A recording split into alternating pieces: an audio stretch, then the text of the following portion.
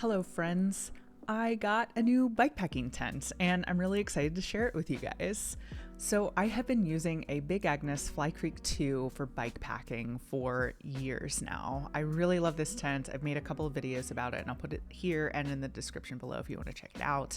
But I wanted to try something a little bit more compact and a little bit lighter. So I picked up a Tarptent Protrail.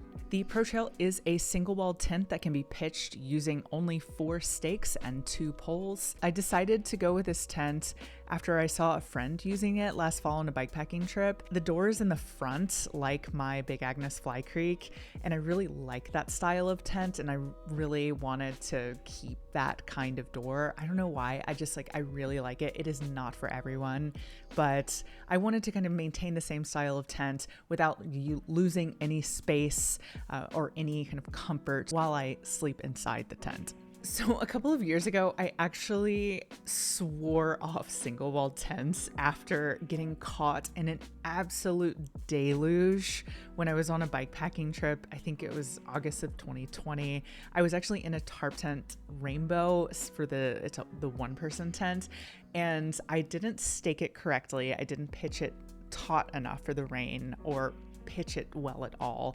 And I seam sealed it myself and I didn't seam seal it correctly. And I spent one of the most miserable nights of my life in that tent. And after that, I was like, I am never, ever spending another night in a single wall tent again. And here we are 3 years later, and I bought another Tarptent tent. So it is what it is. So this video is kind of an overview of my experience so far. It isn't a review per se because I've only spent a couple of nights in this tent and I don't have a really good idea of how much I like it. So in a few months, maybe at the beginning of the year next year, after I've spent a good 2, 3, 4 weeks in this tent, I will let you guys know what I think. There are 2 versions of the Protrail. One is kind of the less expensive Sil Poly version, and then there is a Dyneema version called the Protrail Li or the Protrail Li. I'm not sure which one that is. And I chose the Sil Poly version for the price. I just wasn't ready to drop like $500 on a tent that I didn't know if I was gonna like it or not. So if I love this tent, I might upgrade. We shall see.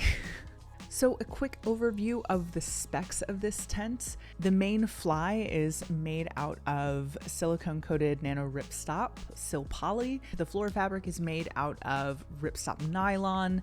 The mesh is 15D no-see-um. It uses some reflective guideline, which is actually really nice at night. And in the stuff sack that they give you, it packs down to 12 inches by 4 inches or 30 centimeters by 10 centimeters, though it will squeeze down much smaller than that. As for weight, it is 24 ounces, which is a pound, and it's a pound and a half, right? 24, yes, it's a pound and a half or 680 grams. And that is with everything included minus the actual tent poles. You don't have to purchase tent poles with it. If you are a backpacker and you have trekking poles, can be a trekking pole tent. However, since I don't really backpack, I mostly am going to use this for bikepacking, I went ahead and bought the poles, which adds a few more ounces to that weight. The version that I bought costs $239. However, if you buy the poles along with it, it's an extra $20. And if you want to have it seam sealed, which I did because I know that I'm not going to do it correctly.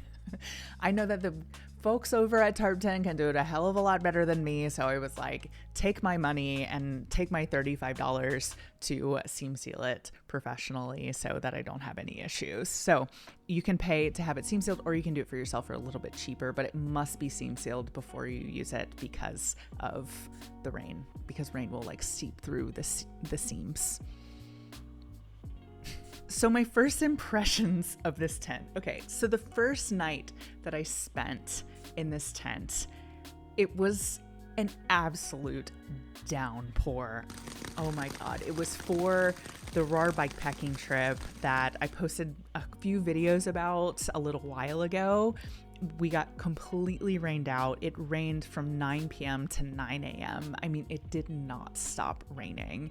And the tent held up relatively well at first, and then the walls like slowly started like caving in on me. It was never like, they never like really touched my sleeping quilt, but if I moved too much or if I like sat up at all, I would just like hit a wet wall. And so the tent got absolutely soaking wet and sagging, which is the main downside of having a single wall tent, is that it can soak up water and it doesn't stay taut in those kinds of conditions. However, I will say that it was the first time that I'd really set it up. I hadn't practiced very much, and I didn't consider that it was going to be raining. Otherwise, I would have put a couple of more guy lines on it and like had it staked out a little bit better. And ultimately, I did sleep. I mean, I was a little bit damp. It was a little bit uncomfortable, but it wasn't the worst night in a tent that I've ever had before. So after that experience, I think I have a little bit better idea of how to dial it in a little bit better to not only stake it out better for inclement weather, but also to stake it out better to have a little bit more room inside of the tent. Things that I really like about this tent so far is that I really like that the door is in the front. I don't know why, I'm just like really into the front door tent.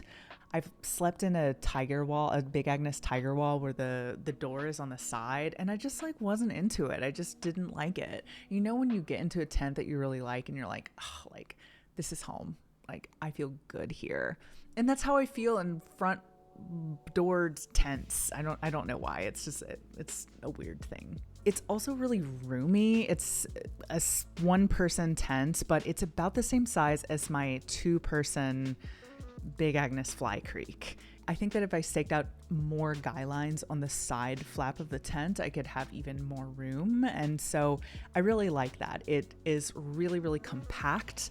I mean, and it's half the size and half the weight of my Fly Creek 2 without losing any space inside of the tent. And I think there are some drawbacks with a single wall tent, but for trips where I think that I need just a little bit more space and weight, I think that makes a huge difference, at least for me. Even though I got caught in the rain, the tent dried out really quickly. I mean, in a couple of hours, ended up drying it out like inside of my house, and it dried out really quickly, maybe an hour or 2 hours tops. And I think it would dry out super quickly in the sun. I also think that the price is not too bad, $240. It's, you know, it's not super cheap, but it's also not a $600 Dyneema tent. You're getting a lot for what you pay for. So I'm really excited to keep using this tent, and excited to kind of keep dialing in my bikepacking setup. I'll be curious to try it in different conditions and whether or not I like it. I mean, I'm not getting rid of my Fly Creek. I love that tent. It's really, really great, and I've spent many, many nights in that tent, and I feel really comfortable in it. But trying something new is great too, and so I'm looking forward to seeing if I can dial this in to make it as comfortable for how I like to camp and bike pack. There are a couple of things that I'd really like to dial in. I'm gonna get a couple more stakes and a few more guy lines. The first trip that I went on with it, I borrowed some guy line that someone had and like a couple of stakes, but I'm gonna get some more guy line to just like really dial it in, and I'm gonna get a stuff sack that is not the original stuff sack so that I can like really smash it down into my gear when I'm packing it on my bike. So that's kind of the overview and my first impressions and thoughts of the Tarptent Protrail.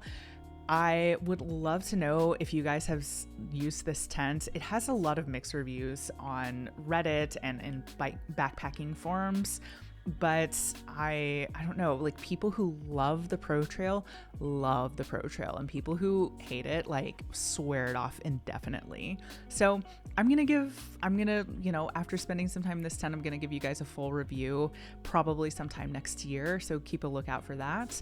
But let me know what you guys think in the comments below. If you have used this tent, I would love to know what your experience has been. All right, y'all, I hope you've enjoyed this video.